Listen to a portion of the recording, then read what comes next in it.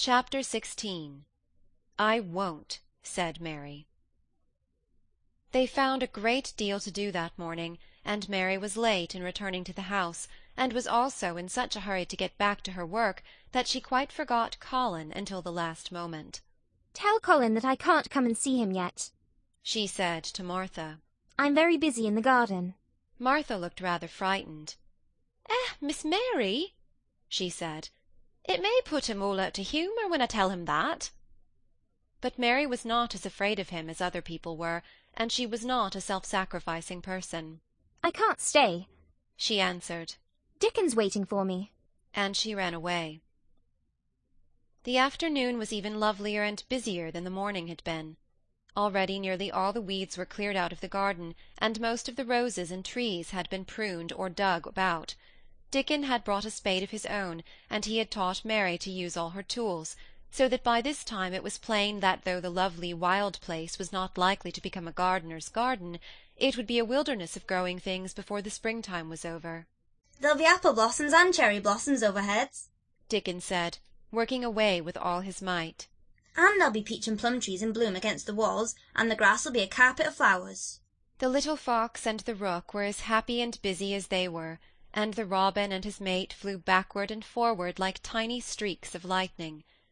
Sometimes the rook flapped his black wings and soared away over the tree-tops in the park. Each time he came back and perched near Dickon, and cawed several times as if he were relating his adventures, and Dickon talked to him just as he had talked to the robin. Once, when Dickon was so busy that he did not answer him at first, Soot flew on to his shoulders and gently tweaked his ear with his large beak. When Mary wanted to rest a little, Dickon sat down with her under a tree, and once he took his pipe out of his pocket and played the soft, strange little notes, and 2 squirrels appeared on the wall and looked and listened. "That's a good bit stronger than thou was," Dickon said, looking at her as she was digging. "Thou's beginning to look different for sure." Mary was glowing with exercise and good spirits. "I'm getting fatter and fatter every day," she said quite exultantly. "Mrs. Medlock will have to get me some bigger dresses. Martha says my hair is growing thicker. It isn't so flat and stringy." The sun was beginning to set and sending deep gold-coloured rays slanting under the trees when they parted. "It'll be fine tomorrow," said Dickon. "I'll be at work by sunrise." "So will I," said Mary. She ran back to the house as quickly as her feet would carry her. She wanted to tell Colin about Dickon's fox-cub and the rook, and about what the springtime had been doing. She felt sure he would like to hear. So it was not very pleasant when she opened the door of her room to see Martha standing waiting for her with a doleful face. "What is the matter?" she asked. "What did Colin say when you told him I couldn't come?" Said Martha, "I wish they'd gone. He was now going into one of his tantrums. There's been a nice to-do all afternoon to keep him quiet. He would watch the clock all the time." Mary's lips pinched themselves together. She was no more used to considering other people than Colin was, and she saw no reason why an ill-tempered boy should interfere with the things she liked best. She knew nothing about the pitifulness of people who had been ill and nervous, and who did not know that they could control their tempers, and need not make other people ill and nervous too. When she had had a headache in India, she had done her best to see that everybody else also had a headache or something quite as bad, and she felt she was quite right, but of course now she felt that Colin was quite wrong. He was not on his sofa when she went into his room. He was lying flat on his back in bed, and he did not turn his head toward her as she came in. This was a bad beginning, and Mary marched up to him with her stiff manner. "Why didn't you get up?" she said. "I did get up this morning, when I thought you were coming," he answered without looking at her. "I made them put me back in bed this afternoon. My back ached, and my head ached, and I was tired. Why didn't you come?" "I was working in the garden with Dickon," said Mary. Colin frowned and condescended to look at her. "I won't let that boy come here, if you go and stay with him, instead of coming to talk to me," he said. Mary flew into a fine passion. She could fly into a passion without making a noise. She just grew sour and obstinate, and did not care what happened. "If you send Dickon away, I'll never come into this room again," she retorted. "You'll have to if I want you," said Colin. "I won't," said Mary. I'll make you, said Colin. They shall drag you in. Shall they, Mr. Rajah? Said Mary fiercely. They may drag me in, but they can't make me talk when they get me here. I'll sit and clench my teeth and never tell you one thing. I won't even look at you. I'll stare at the floor. They were a nice, agreeable pair as they glared at each other. If they had been two little street boys, they would have sprung at each other and had a rough-and-tumble fight. As it was, they did the next thing to it. You are a selfish thing, cried Colin. What are you? Said Mary. Selfish people always say that. Anyone is selfish who doesn't do what they want. You're more selfish than I am. You're the most selfish boy I ever saw. I'm not, snapped Colin. I'm not as selfish as your fine Dickon is. He keeps you playing in the dirt when he knows I am all by myself. He's selfish, if you like. Mary's eyes flashed fire. He's nicer than any other boy that ever lived, she said. He's like an angel. It might sound rather silly to say that, but she did not care. A nice angel? Colin sneered ferociously. He's a common cottage boy off the moor. He's better than a common Rajah, retorted Mary. He's 1,000 times better. Because she was the stronger of the two, she was beginning to get the better of him. The truth was that he had never had a fight with anyone like himself in his life, and upon the whole it was rather good for him, though neither he nor Mary knew anything about that.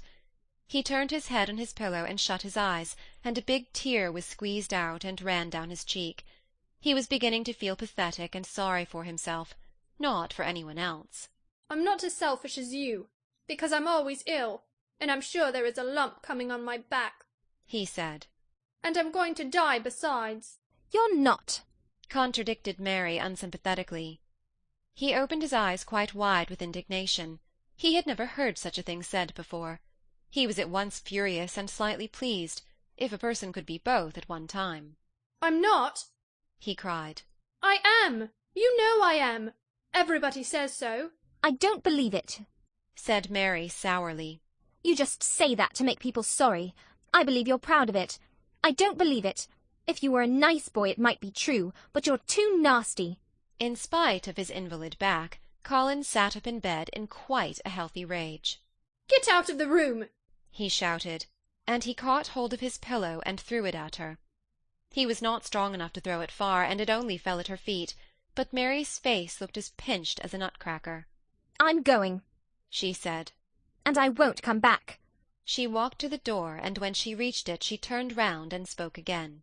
I was going to tell you all sorts of nice things, she said. Dickon brought his fox and his rook, and I was going to tell you all about them. Now I won't tell you a single thing. She marched out of the door and closed it behind her, and there, to her great astonishment, she found the trained nurse standing as if she had been listening, and more amazing still, she was laughing. She was a big, handsome young woman who ought not to have been a trained nurse at all, as she could not bear invalids, and she was always making excuses to leave Colin to Martha or anyone else who would take her place. Mary had never liked her, and she simply stood and gazed up at her as she stood giggling into her handkerchief. What are you laughing at? she asked her. At you two young ones, said the nurse. It's the best thing that could happen to the sickly, pampered thing, to have someone to stand up to him that's as spoiled as himself. And she laughed again into her handkerchief. If he'd had a young vixen of a sister to fight with, it would have been the saving of him. Is he going to die? I don't know, and I don't care, said the nurse. Hysterics and temper are half what ails him. What are hysterics? asked Mary. You'll find out if you work him into a tantrum after this. But at any rate, you've given him something to have hysterics about, and I'm glad of it. Mary went back to her room, not feeling at all as she had felt when she had come in from the garden. She was cross and disappointed, but not at all sorry for Colin. She had looked forward to telling him a great many things, and she had meant to try to make up her mind whether it would be safe to trust him with the great secret. She had been beginning to think it would be, but now she had changed her mind entirely. She would never tell him, and he could stay in his room and never get any fresh air, and die if he liked. It would serve him right. She felt so sour and unrelenting that for a few minutes she almost forgot about Dickon and the green veil creeping over the world, and the soft wind blowing down from the moor. Martha was waiting for her, and the trouble in her face had been temporarily replaced by interest and curiosity. There was a wooden box on the table, and its cover had been removed and revealed that it was full of neat packages. "Mr. Craven sent it to you," said Martha. "It looks as if it had picture books in it." Mary remembered what he had asked her the day she had gone to his room. Do you want toys, books, dolls? She opened the package, wondering if he had sent a doll, and also wondering what she should do with it if he had. But he had not sent one. There were several beautiful books, such as Colin had, and 2 of them were about gardens and were full of pictures. There were 2 or 3 games, and there was a beautiful little writing-case with a gold monogram on it, and a gold pen and inkstand. Everything was so nice that her pleasure began to crowd her anger out of her mind. She had not expected him to remember her at all, and her hard little heart grew quite warm. "I can write better than I can print," she said. "and the first thing I shall write with that pen will be a letter to tell him I am much obliged." If she had been friends with Colin, she would have run to show him her presents at once, and they would have looked at the pictures and read some of the gardening books, and perhaps tried playing the games, and he would have enjoyed himself so much he would never once have thought he was going to die, or have put his hand on his spine to see if there was a lump coming. He had a way of doing that which she could not bear. It gave her an uncomfortable, frightened feeling, because he always looked so frightened himself. He said that if he felt even quite a little lump some day, he should know his hunch had begun to grow. Something he had heard Mrs. Medlock whispering to the nurse had given him the idea, and he had thought it over in secret until he was quite firmly fixed in his mind. Mrs. Medlock had said his father's back had begun to show its crookedness in that way when he was a child. He had never told anyone but Mary that most of his tantrums, as they called them, grew out of his hysterical hidden fear. Mary had been sorry for him when he had told her. "He always began to think about it when he was cross or tired," she said to herself. "and he has been cross today. Perhaps he has been thinking about it all afternoon." She stood still, looking down at the carpet and thinking. "I said I would never go back again." She hesitated, knitting her brows. "But perhaps, just perhaps, I will go and see, if he wants me, in the morning. Perhaps he'll try to throw his pillow at me again, but I think I'll go."